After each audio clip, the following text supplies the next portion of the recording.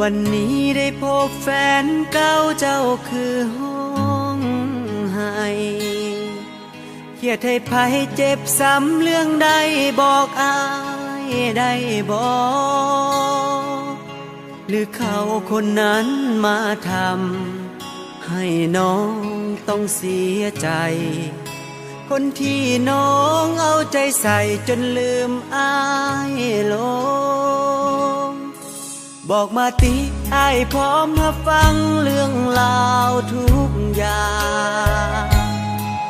เรื่องผ่านมาที่ต้องเจ็บซ้ำจะบ่ถือสา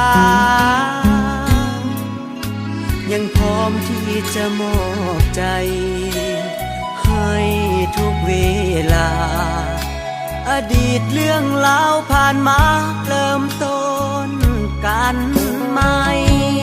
จะขอเป็นคนที่ให้ความหวังจะขอเป็นพลังที่อยู่ข้า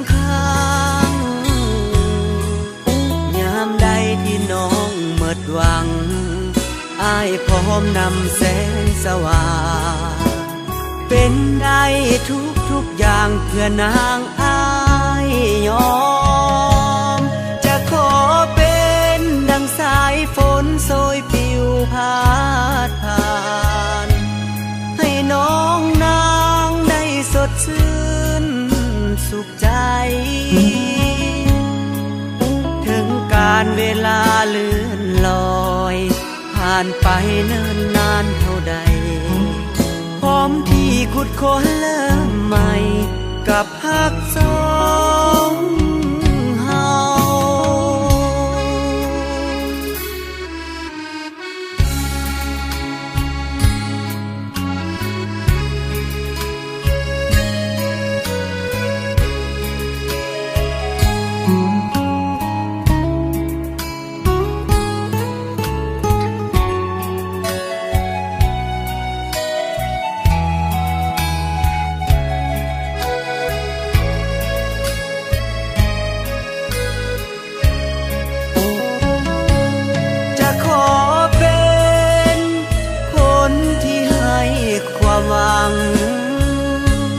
จะขอเป็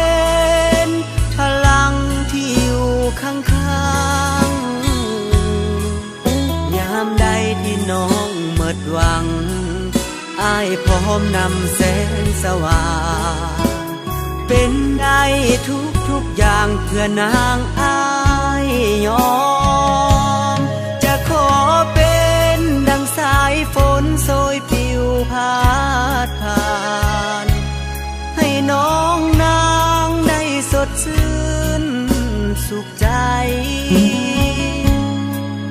ถึงการเวลาเลื่อนลอย